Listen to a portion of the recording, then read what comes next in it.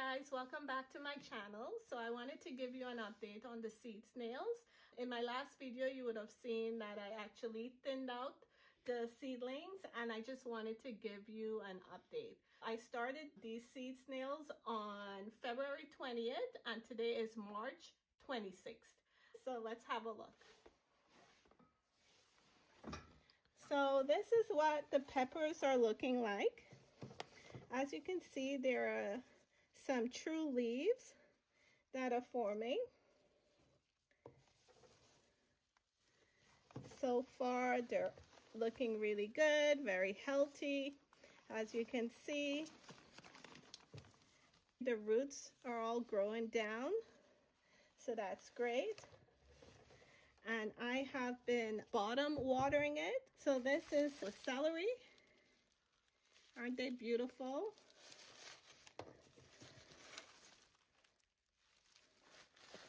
I have some more peppers, some more celery, and here are my onions. They're also doing really well. We have the leeks. They're doing well. And some more onions back here. If you notice, I actually cut the top of these onions. You don't want them falling over. I just wanted to make sure that they're all still growing strong. As you can see, some here were starting to dry out because they were getting way too long. So I gave it a trim. And I will also start fertilizing these, just a mild fertilizer. Now that they're showing their true leaves, you can give them some fertilization. As for the leeks, you don't want to trim the tops. These are going to be planted very deeply, so you do want them to be nice and long. On March 13th, I did some basil, so I will need to thin these out. As you can see, some of them are starting to show their true leaves. So I want to thin these out because the roots are really starting to get extensive here.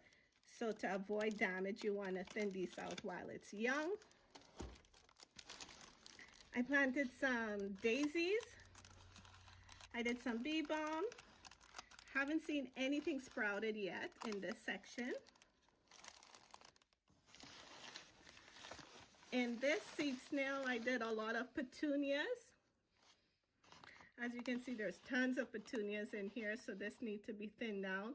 I will be transferring these into my cell trays. I'll just show you what that looks like. So I love growing petunias, and I will be separating these and putting them into individual cells. Okay. I also did some snapdragons. So yellow snapdragons, white snapdragons. And these are all seeds that I saved from my garden. These are homegrown seeds that I saved from last year. If you're looking for seeds, as a reminder, I have homegrown seeds available on my website, mapierhomestead.ca. So please feel free to check that out.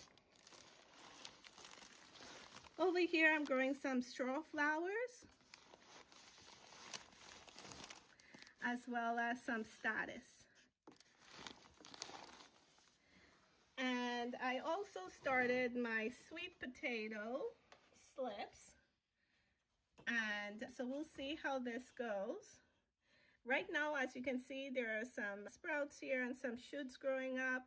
This one originally didn't have any shoots, and now you're seeing just a little one starting to form here, and you can see some roots are starting to form. If I raise this slightly, this is what it looks like below.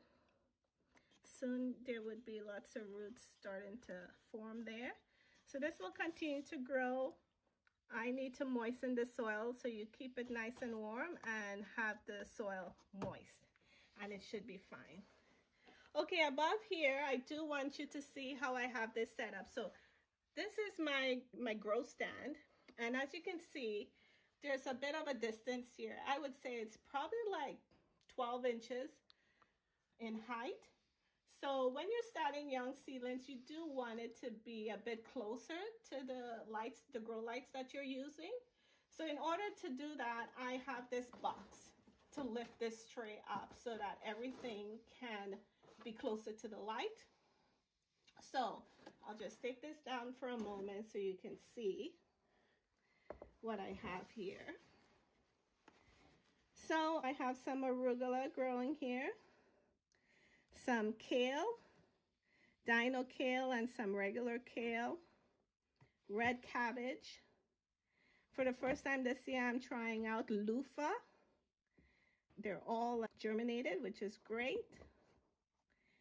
And I also have some green acre cabbage. This is a dahlia tuber that I have here sprouting. And I also planted some parsley.